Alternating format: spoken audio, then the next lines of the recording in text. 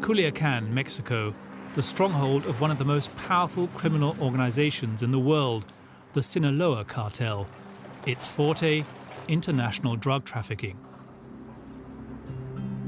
Era muy pobre allá en Tierra Blanca, ya se mandaba para comer, hasta que un día le fiaron droga y poco a poco empezó a vender y se hizo rico en un 2x3.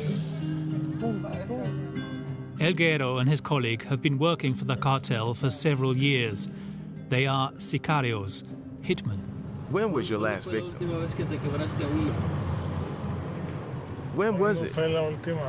Good question. It's been a few days. It was a 1 for 3. His boss had asked him to kill one person, but when it came to it, he had to kill 3. No questions asked. We are asked to do it, so we do it. Whether they are 1, 2, or 3. Whether they want him alive or dead. We just obey. The 2 men always have their weapons on hand. At any moment, they could be called for a job.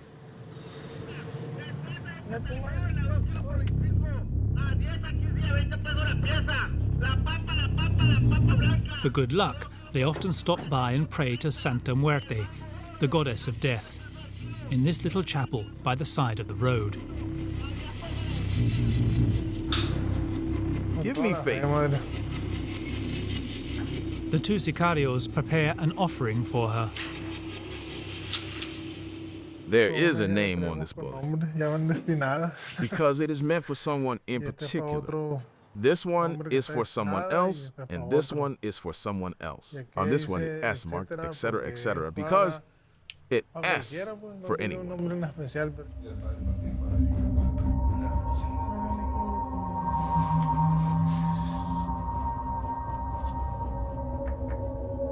We ask her to protect us, to take care of us, to go home safe and sound. At least if she wants to. She can also take us with her. Tomorrow, the day after tomorrow, whenever she wants. Our soul belongs to her. She is the queen of queens, the patroness of patronesses. Elguero and his accomplice must leave. They have a meeting with their boss.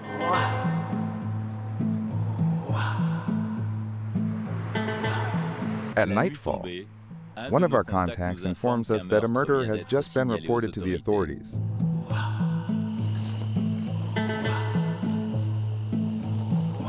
At our arrival, the legists are already on site.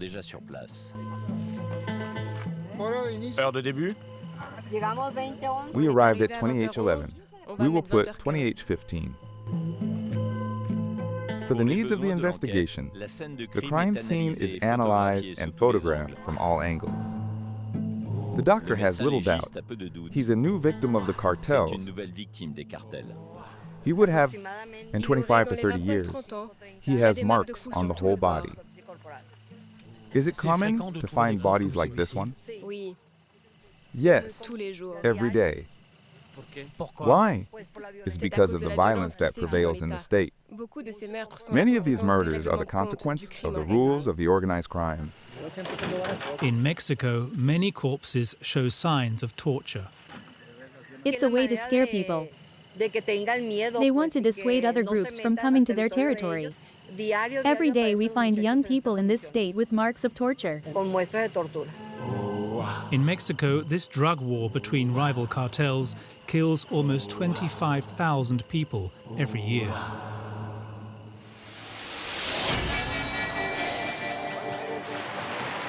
Beautiful beaches popular amongst tourists, almost uninhabited mountains, peaceful countryside as far as the eye can see. Sinaloa hides its dark side well. 9,000 kilometers from Paris on the Pacific coast of Mexico, its capital, Culiacan, is considered a hub of global drug trafficking, primarily to the United States.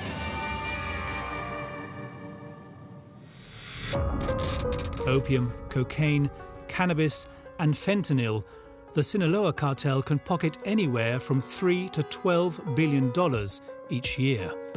I have to give him $40,000 or $50,000. In an effort to launder the money, the traffickers invest heavily into the local economy, buying villas and even shopping malls. More than 200,000 people are said to work directly or indirectly for the narcos, even pharmacists, who import the products needed to manufacture synthetic drugs. It is the best quality. In poor neighborhoods, the business of drug traffickers attracts much attention. Many young women strive to seduce a rich criminal.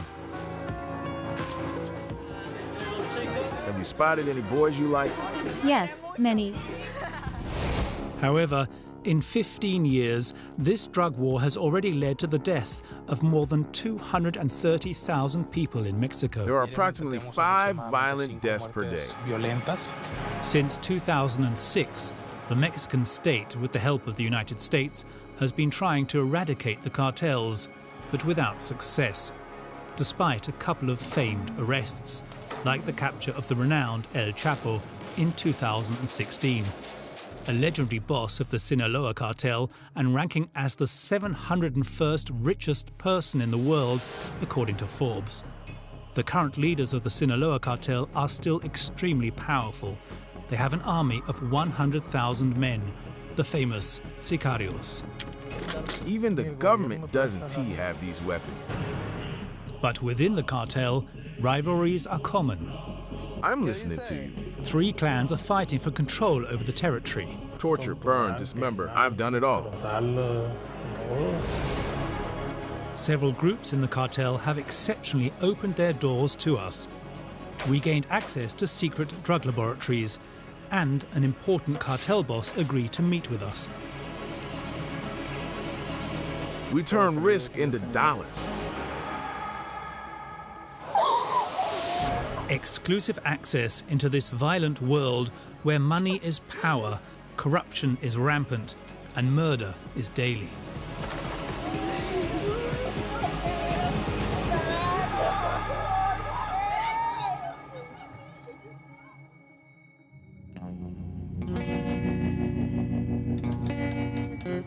Our investigation into the Sinaloa Cartel begins here, a 5-hour drive from Culiacan. Cannabis trafficking began in these mountains in the 60s, and then the following opium boom in the early 2000s.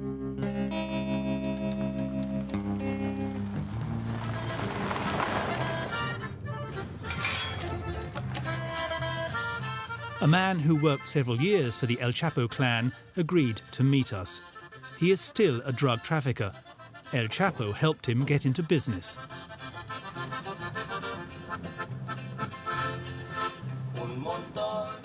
We were neighbors. I was with him all the time. One day, he asked me if I wanted to plant.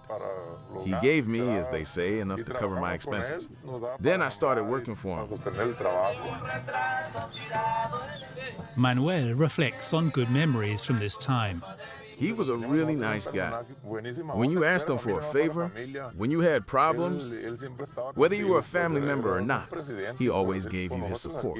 Here, he is considered a bit like a president. He was a very good person. If someone was sick, he did not hesitate to make his plane available. He was unstoppable.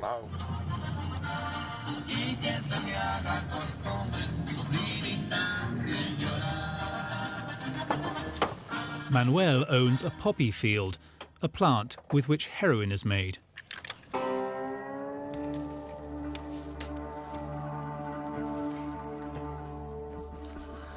Hi, my friend. How are you doing?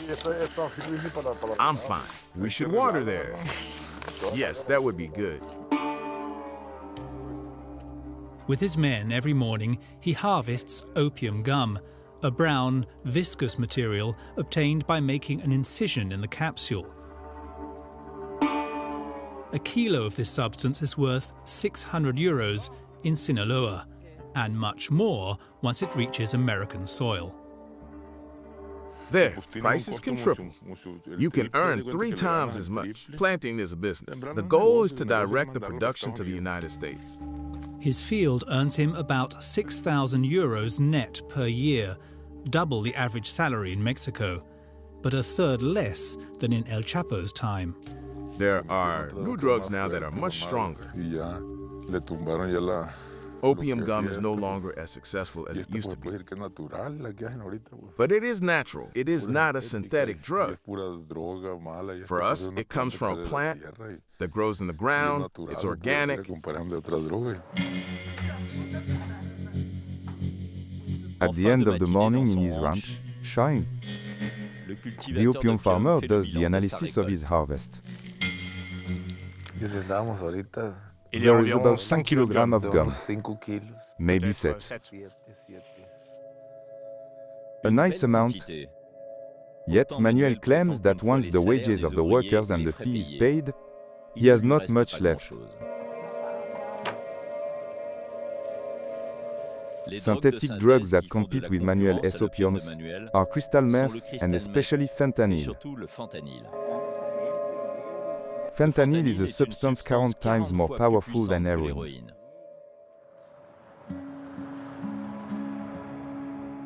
A kilo of this drug can generate up to $1.5 million in profit. To understand the rising fentanyl market, we go back to Culiacan, to the hotel room of Elguero, the hitman who worships Santa Muerte. Is everything okay? Yes. What are you looking for?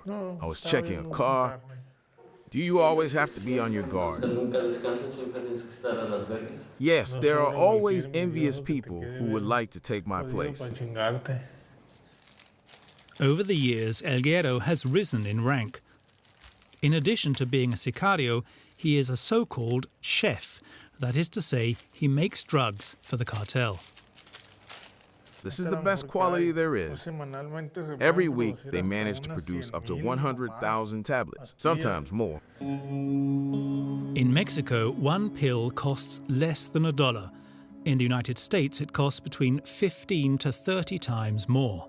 Right now, fentanyl is in high demand. Americans love it. It's like candy to them. Unfortunately, there are greedy people. They take 2 or 3 of them. That's how they overdose and die. This extremely dangerous drug kills more than 30,000 people in the United States every year. Nobody forces them to buy it. All we want to do is make money. After getting permission from his cartel, Elguero agreed to show us how he makes fentanyl.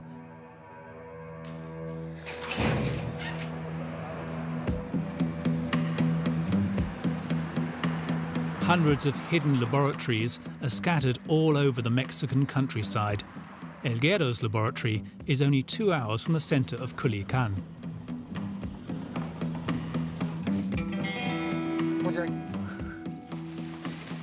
Pass me the acetate. Originally, fentanyl is a drug.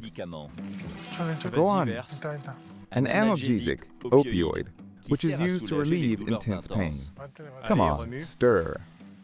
As it is very powerful and does not cost money, the traffickers have distorted its use by cutting it with heroin and other chemical products.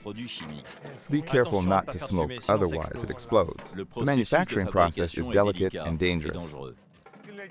If you doze off an ingredient, the recipe is screwed up and you have to throw everything away. Pass me the spoon. Scrape it well at the bottom. Here we close it well, because we're going to press it to remove as much liquid as possible, and keep only the cheese, as we call it. But the cheese press is a little gripped.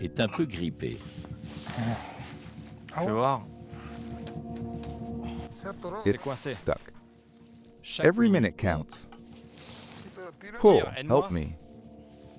At any moment, the gators positioned around can inform them by radio of an army patrol in the area.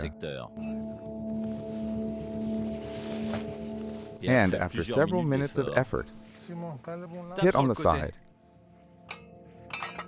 Everything is in order. Bring the crick.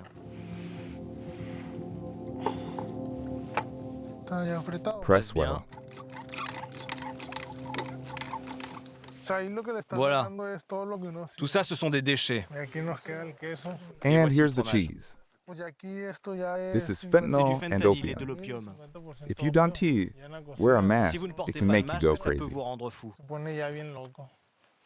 If El Guerro costs about 800 euros to assassinate a person, cooking for the cartel brings him a lot more. Si El Guerro touche environ 800 euros pour assassiner une personne, cuisiner pour le cartel lui rapporte beaucoup plus.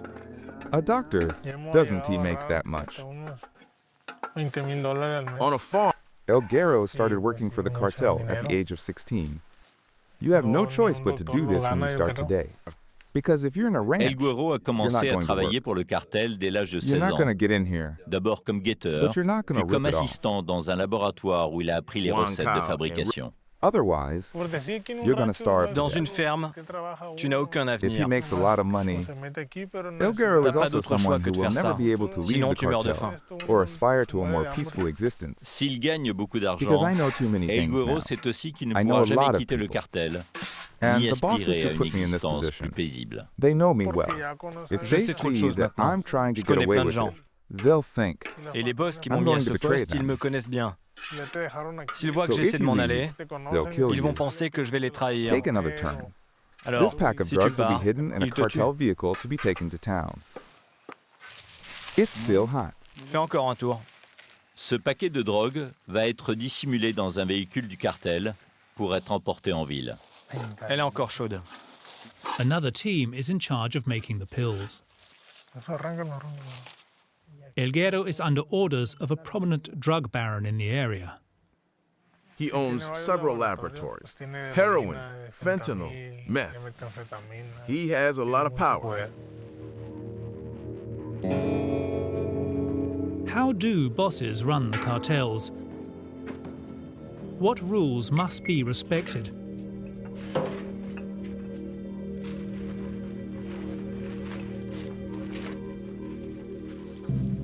After long negotiations, El Guerro's boss agreed to speak with us. He gave us a meeting point close to the laboratory. He is accompanied by his men. They protect their boss and survey the surrounding area. The boss is delighted with the worldwide interest in fentanyl. It works very well. It's very fashionable. It's the drug that is making the most money right now. When I send in 2 or 3 kilos, I invest $10,000 and I make triple that. You take a lot of risks, but by taking those risks, you make a lot of money. You turn danger into dollars.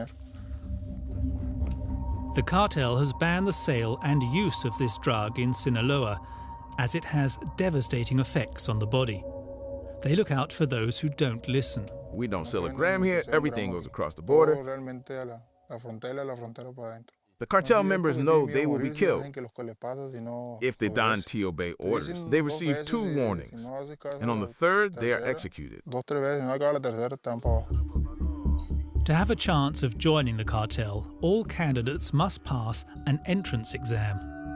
If you are asked to kill someone, you must do it without thinking.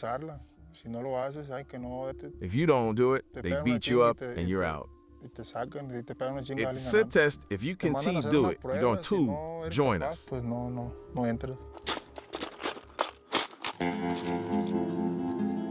This afternoon, the last production of fentanyl must be loaded into a cartel vehicle. You go over here, you on the other side. Keep a close eye around the lab. The sicarios make sure that the surrounding area is safe.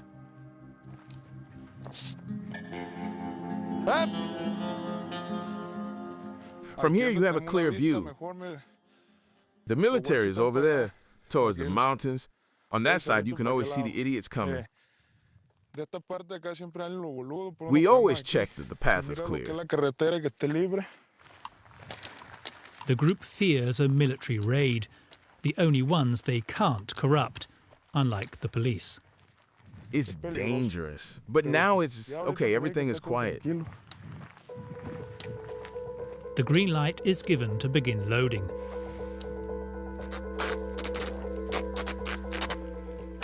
El Guerrero and his assistants finish packaging the fentanyl.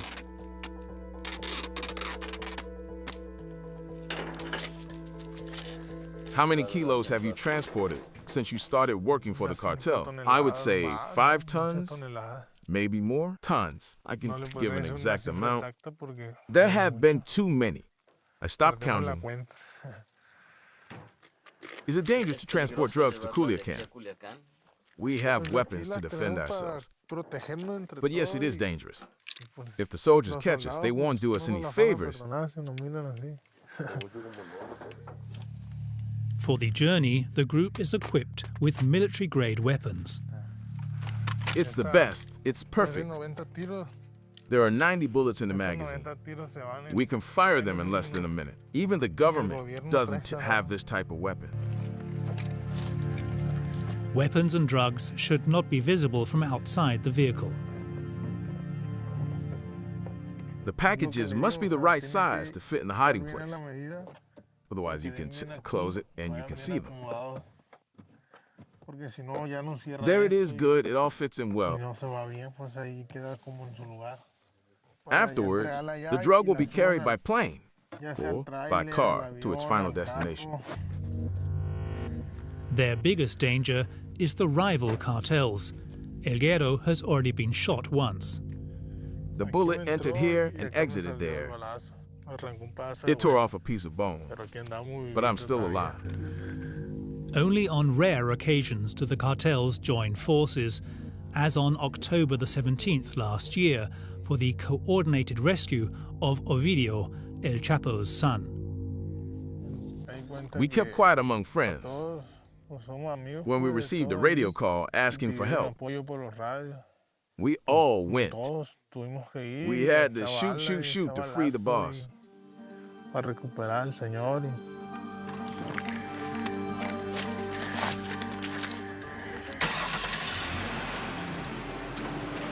A dramatic event that shocked the entire country.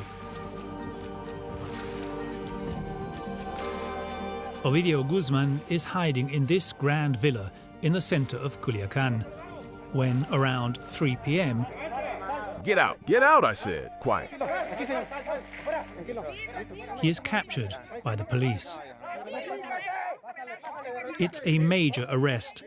El Chapo's son is very much like his father, a powerful drug lord. The news of his capture spreads like wildfire. According to sources, between 200 and 800 sicarios from different cartels are attacking the city.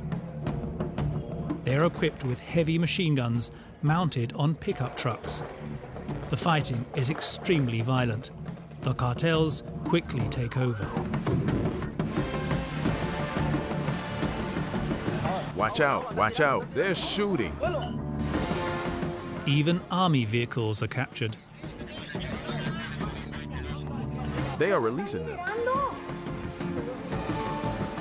They also attack the guards of maximum security prisons, allowing dozens of prisoners to escape.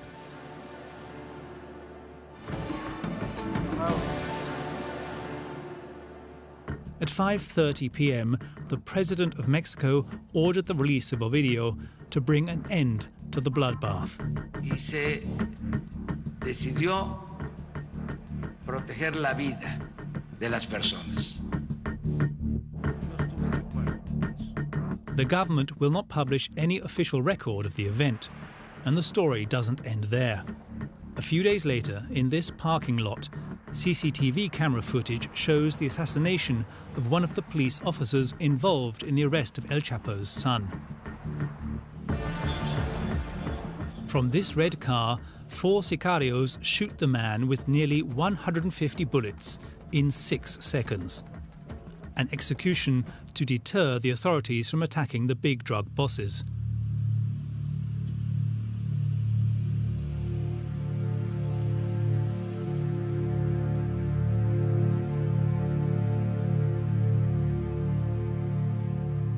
The important figures of the cartel who died in action are, for the most part, buried in the Pantheon of Narcos, a private VIP cemetery where some tombstones look like dream villas.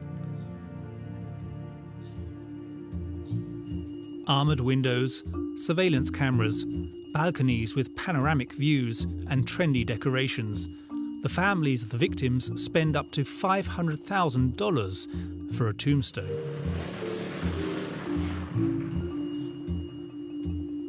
One of the most impressive under construction is that of Karina's brother, murdered when he was only 25 years old. In the center will be the family emblem with a cross above. On the sides, we will put Greek statues. One here, another there. 2 on the other side, that will make 4 in total. It will cost 200,000 euros in total. Karina has big plans for the interior. We will install iron moldings that will be covered in gold leaf. In front, Christ will be in onyx. It will be illuminated and there will be a railing around it. Upstairs, there will be a small kitchen with 3 air conditioners. Downstairs, the large room will be equipped with speakers. A giant chandelier will also go down in the middle of the chapel. We chose things that he liked. For example, he loved horses very much. So we are building a statue with a rearing horse. Few families who bury their loved ones in this cemetery admit that the death is linked to drug trafficking. He was looking at his phone when they attacked him. He didn't see anything coming. Yet there are signs that say otherwise. If you take a look around, you'll see that there are almost only men in the chapels. All of them young people between 20 and 25 years old. At the grave next door, we pass the mother of another young man who was murdered. He was only 24 years old. They came and took him away. TNMI Corazon y Onda, we never knew why. A year later, we still don't know what happened to him. He had no enemies, everyone liked him, young and old. He liked to take care of the little old ladies. Take them for walks. I think it was out of jealousy that he was killed. In one photo, the young man is posing in the purest narco fashion, with a gold-plated gun on his belt. Do you think his death why is linked to drug trafficking? Corazon tone to... The woman seems troubled by the question. How can I say? Because I can't find the words. Because he wouldn't hurt a fly.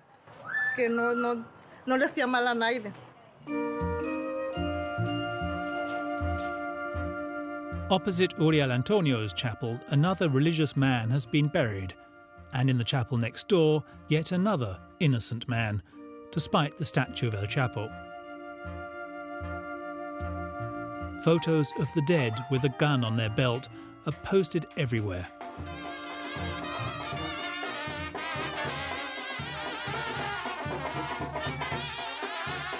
To pay tribute to the victims, their families regularly organise small parties where people sing and drink a lot too. Magda accompanies the mother and the relatives of this young man. What happened? He looks very young. Many people die in violent circumstances. That's all I can say. That's all I can say. You can specify? Jose de Jesus, you can't specify? Jose de Jesus number. I really can't say anything. Magda is afraid of retaliation. Off camera, she will later confess that in addition to her friend, her brother was also killed by a bullet to the head. Sinaloa is one of the states with the most murders. It happens every day. No one does anything. It's endless. It's as if there was no government. People are killed and the government doesn't move.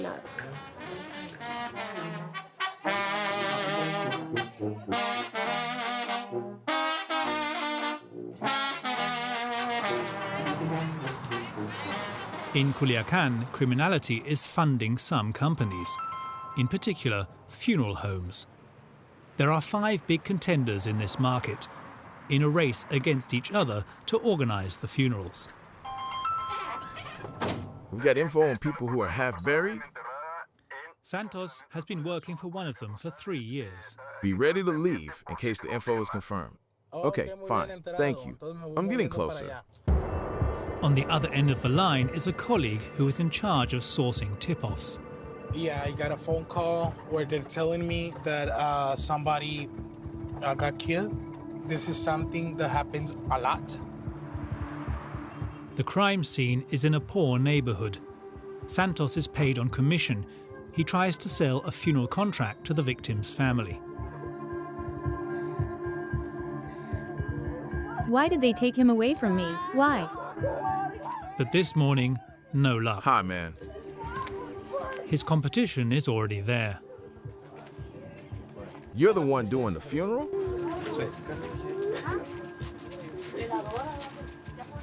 Excuse me, have you already chosen the funeral home? My condolences, miss. My condolences, miss. Santos never gets discouraged. If they don't like any aspect of the service offer, then we offer ours. It is often necessary to insist on winning a client.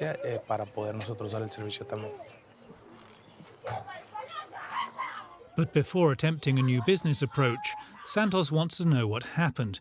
He tracks down an investigator. What happened? Apparently, a group of killers knew where he was working. When he got out, they approached in a vehicle. The guy ran, he fell, and they shot him. Santos is trying to gather information about the family of the dead man. Did he have children? I hope they don't grow up in hatred thinking, they killed my father, we must avenge it.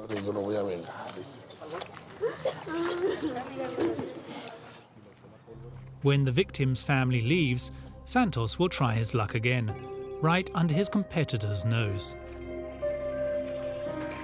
I will leave you my card too, in case you don't like the service of MOs. We have very fairly priced funeral services. Thank you. You're welcome. Another strategic location for funeral contract sellers is the mortuary. Santos often goes there between crime scenes. This is it. It's the Department of Forensic Medicine. Once again, the competition is there. Hi. Are you expecting a family? This is where families come looking for missing loved ones. They hope to recognize them among the photos of the 26,000 unidentified dead in the country.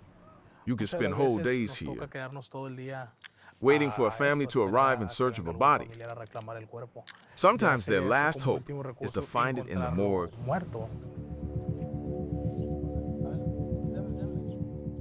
After 2 hours of waiting, Santos is about to leave when he spots someone. My husband is missing. How long has he been missing? About 5 months. 5 months. Have you been here before? A guard who works at the public prosecutor's office told me to come. Do you have any photos of him? Yes. Santos never runs out of arguments to convince a client. In fact, we often have more information than the medical examiners. Let me take a picture and send it to my colleagues. See if anyone looks like him. Santos hasn't completely lost his day. First, you have to go to the expertise office. He managed to get the woman's contact details. Thank you. At your service. Despite these tragic endings, many young women in Sinaloa dream of being in a relationship with a drug trafficker, a way to escape from misery. In Mexico, almost 1 out of 2 people live below the poverty line. Here, in the center of Culiacan, lives Jamile, 18 years old. I was thinking of putting on a red dress, but I thought that a dress that shines more, that is more visible, will be better. Yes, you're right. These 2 young women in their last year of high school are getting ready to go out to a club that is popular with the narcos. What do you want to drink tonight? I like whiskey a lot. Yeah, me too. Jamile comes from a modest background, She was once in a relationship with a narco, but he was too poor for her taste. She would like to seduce a richer one. You have to choose him well. If you get involved with a guy who is at the bottom of the ladder, he has nothing. He's just a stooge. But if you pick a guy at the middle of the scale, I think it's the right choice. You're less likely to be with a high-ranking narco. Then they'll end up killing you or putting you in jail, just because you were too ambitious.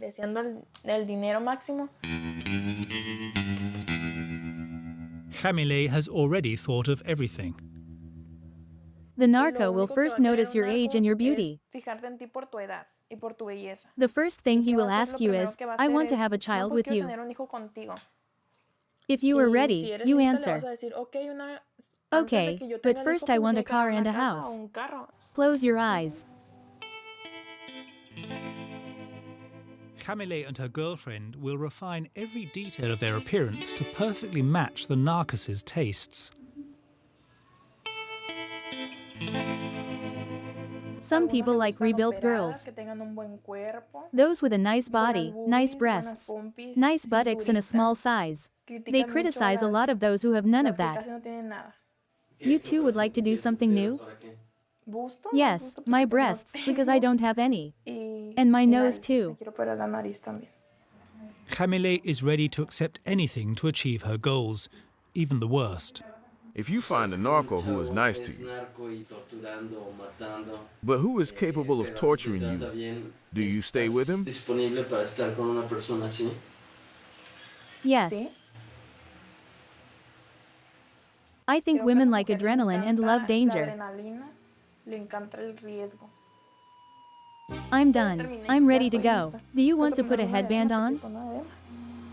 After 4 hours of makeup, it suits you. It suits you. The two young women are satisfied.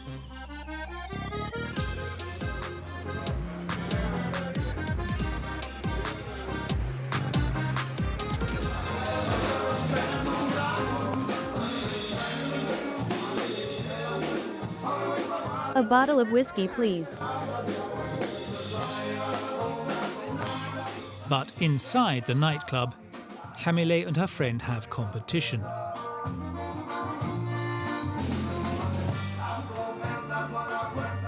The young women chain whiskey glasses.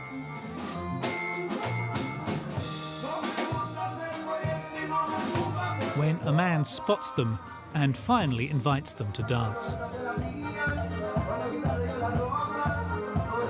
Their cold and impassive attitude is part of the game.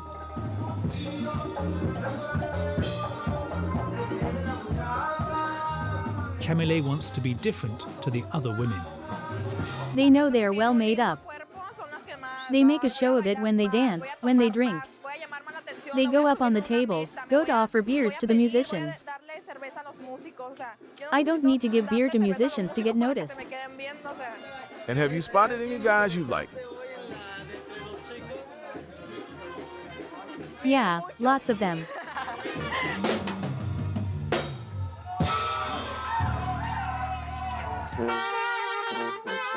Finally, when the night is coming to an end, Camille has a nice encounter in the parking lot of the club. We try to find out who her dance partner is. We are then asked to cut the camera and leave.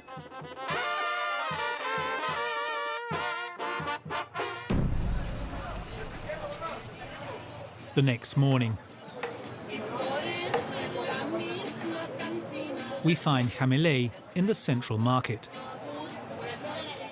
And she has good news. Hello, Chaito. Hello. You would have viper powder for purification?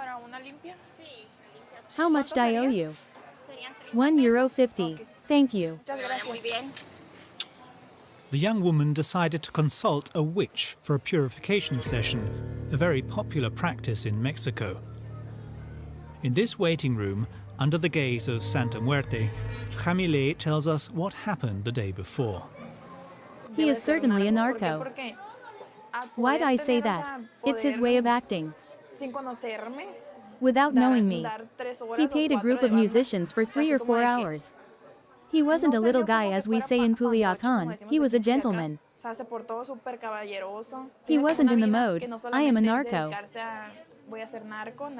Or, I go to a club with a gun or drugs. No, he's a good guy. I think it went well.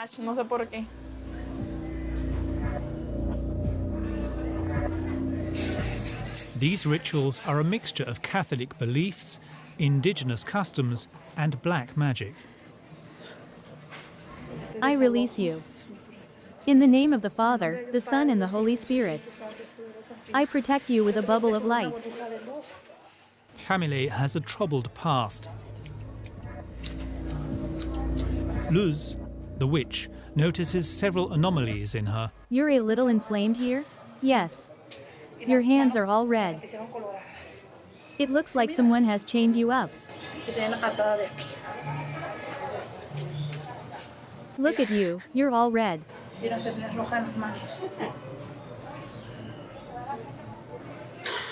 You have like a weight on your chest. You must free yourself of it. I didn't think you were that bad. Mighty Holy Spirit.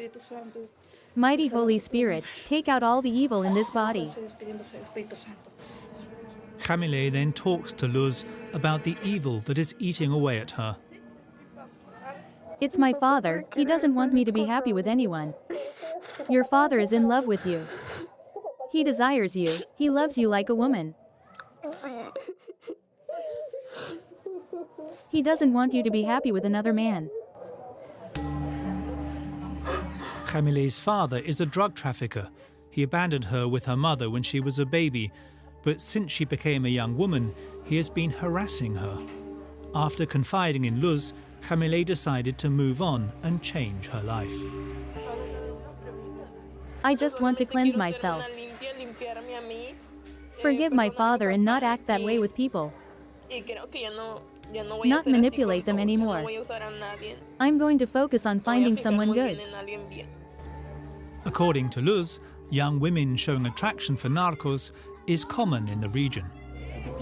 They use these girls. They fall in love with them. They tell them nice things. They buy them clothes, shoes. Invite them to dinner in the best restaurants. Then they get tired and drop them. I tell them not to be stupid. That they are young, that there are lots of beautiful boys. That they should get away from this life. That it doesn't bring anything good. There is only death waiting for them. Luz knows the world of narcos very well. They often ask her for help. They come to see me before doing cocaine transfers by plane, or marijuana transports, so that everything goes well until the border. They also ask me to protect them if someone tries to kill them. Luz would have preferred to avoid dealing with narcos, but she doesn't have much of a choice.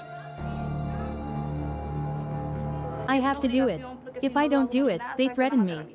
They say they're going to kill my children. So I do it out of fear, not envy. Once you go in, you can't get out. You know too much. We know names, police officers, politicians. We are trapped.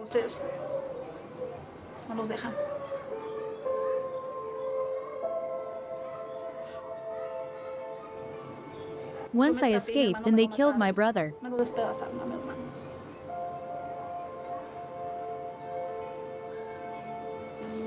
They cut him into pieces, cut off his head and took out his heart. He was only 23 years old. It's my fault because I wanted to run away. This world of narcos, where death sets the pace of daily life, also attracts many young boys in search of a better future.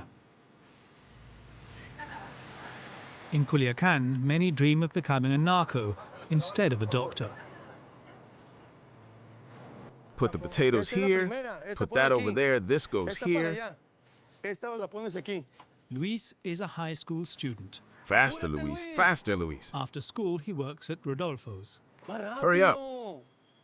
The owner of this fruit and vegetable store. Luis, take this plastic crate and put the salad inside. Depending on the number of hours he works, Luis earns between 5 and 10 euros per day. Imagine, I work here 8 hours a day and I'm always being yelled at. Imagine, I work here 8 hours a day and I'm always being yelled at. All that for €6. It's barely a meal. If you work for the cartel, you will always have pocket money. If you work with the narcos, are you ready to do anything? Yes, anything they ask me to do. Kill people, deliver drugs, whatever they want. Kill people, deliver drugs, whatever they want. Put it like this. Put the salad here. This boss knows that he won't be able to prevent these young men from one day working for the narcos. Of course they're aware of the risks. They know they're going to end up in jail. All for money. Sometimes they receive 1,000, 2,000, or even 4,000 euros. At my place, it's more like 60 to 80 euros a week. Have you ever had young people who work for you and were killed by the narcos? Yes, 2. Luis lives a few streets away from the store. Push, guys. The 17-year-old teenager drives his boss's pickup truck. Do you have your license? No. No. You drive without one? Yes, without a license. I don't have much choice. I'm not going to walk just because I don't have my license. What if the police stop you? You give them €5 and it's fine.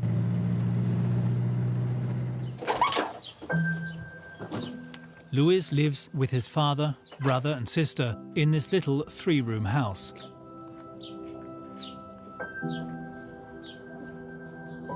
As we don't have a light fixture on the ceiling, we just plug the bulb in like that to have light.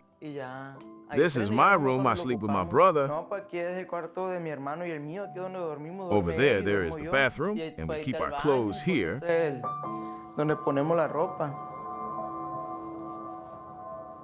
It's been a long time since they've had running water in the bathroom.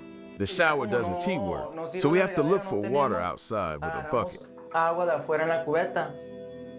His sister's room is not much more comfortable, and as for his father, a street vendor, he sleeps next to the kitchen. Does your father know that you want to work for the narcos? No, he doesn't, T. And what will he think when you tell him? He might feel bad, but it's for our own good if I do this. I want everyone to be able to buy a cell phone and clothes, to be able to sleep comfortably, to have a decent house. I also want to be able to fill the fridge with food. So if a narco asks you to drop out of school, will you do it? If he asks me to leave school, yes, I'll stop and start working. Right now, we need material things more than I need to go to school. In Culiacan, the minimum wage is only €120 per month, something that the narcos use to their advantage. They don't hesitate to corrupt the youth with a few banknotes.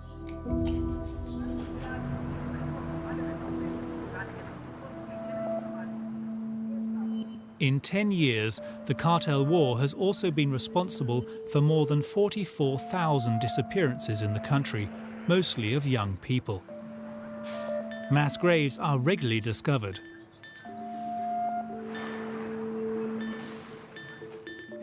In Culiacan, a woman devotes her time to looking for them, often risking her life. I have 280 missing, plus all those who are arriving, 3 new this week. The number keeps increasing. This morning, Isabel is starting a new mission.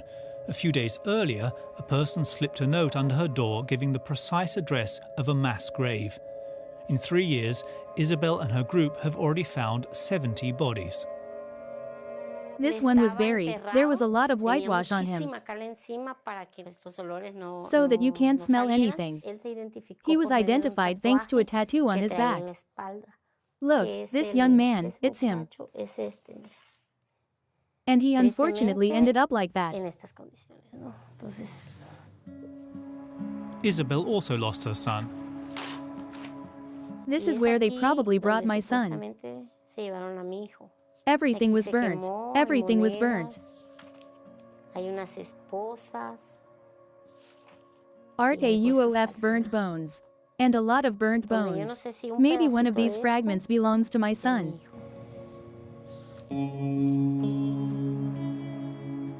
To honor him, Isabel had his portrait tattooed.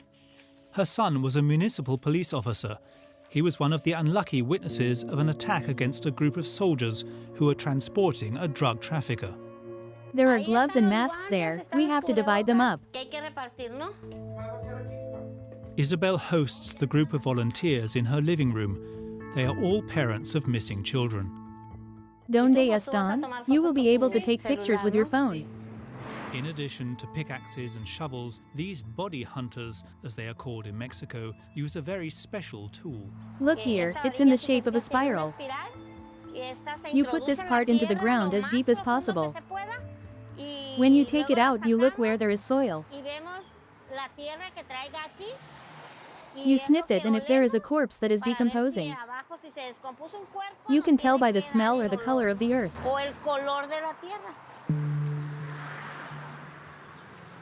I am accompanied by 14 people and we have 4 vehicles. Isabel always informs the authorities before taking to the road and sends them a group photo. Every time we go out on the field, we never know. Sabuse. Who we're going to run into, who we're going to bother. Sabuse. Sabue, so yes, it's very risky. Isabel got the tip-off from someone close to the cartel. We hear you. The Who girls? We're on Channel 5. Did the UMA girls DE? We're on Channel 5. Her son is missing. It's been 5 years, 7 months and 19 days. She doesn't know what happened to him. In Mexico, only 2 crimes out of 100 are solved. All we can do is dig as deep as possible. Defend Derek A, we can do possible is dig. Deep as F dig as. Defend Derek L, we can do is dig. Llanos dig as deep as possible. We do is dig defensor de C, all dig as deep can as possible. DEFENS defend derechos, all we can do is dig, and dig as deep as possible. The finding any body is a victory. It could be my son, Luz's son, my other teammate's son. No, we're not crazy as they say. We're looking for our children, gentlemen. What's going on? Along the way, Isabel comes across the first clue. I need help. An abandoned shoe. You have to check what it is. And a little further on, a skeleton fragment. It's a bone, but we don't know what it is. It could be the bone of an animal or a human being. The bone will be analyzed by a specialist. We're there. These are the right GPS coordinates. You see, there are roots that are cut off. FENSURES derechos, that means that someone dug here humanos and then it was covered with soil. After many searches, Isabel has learned to think like a criminal. The derechos, that means that someone dug here humanos and then it was covered with soil. DEFENSORESREDERECHOS humanos. You have to say to yourself, where are you going to kill him? Where are you going to take him? You go from being a stay-at-home mom to being the worst offender there is. That's how you have to think. That's the tree right there. We imagine that there is a body here and 50 centimeters away another body. And so on. We think there would be 10 bodies buried, arranged in a circle. We would like to find just one. Because if we find one, we will find the others. The killers seem to have covered the bodies with stone blocks rolled from a height.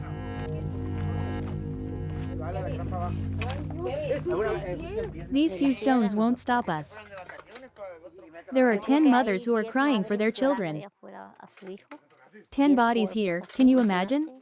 How relentless, doing this here. It's horrible. Es feo. After several hours of searching, it draws to an end. This is the song that King David used to sing to little boys.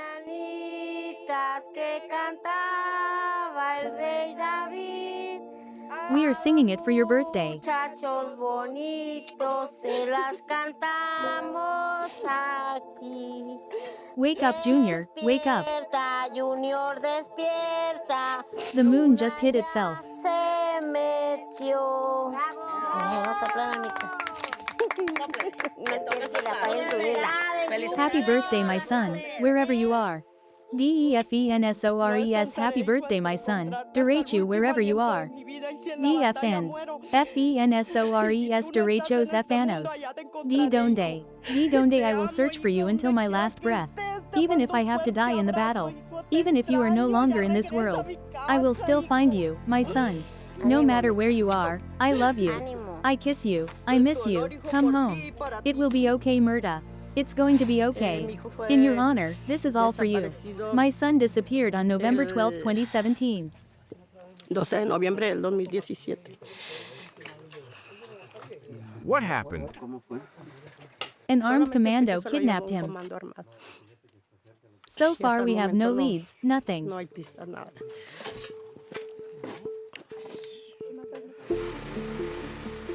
Motivated by the determination of these women, the men are joining forces.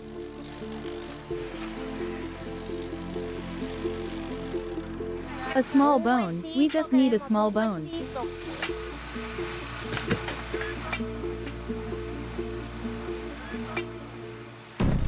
But 3 hours later, the group is tired. The boulders have been chipped away. Isabel faces the facts. The problem is that we only fall on more stones and more stones. We lose our spirit. Everyone loses hope.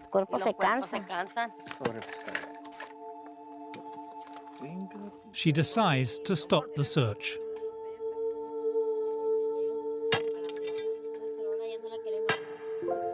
With 35,000 deaths, mostly at the hands of narcos, 2019 was the deadliest year in Mexico since the war on drugs began. While their deaths wreak havoc on society, the cartel's profits continue to amount to tens of billions of dollars.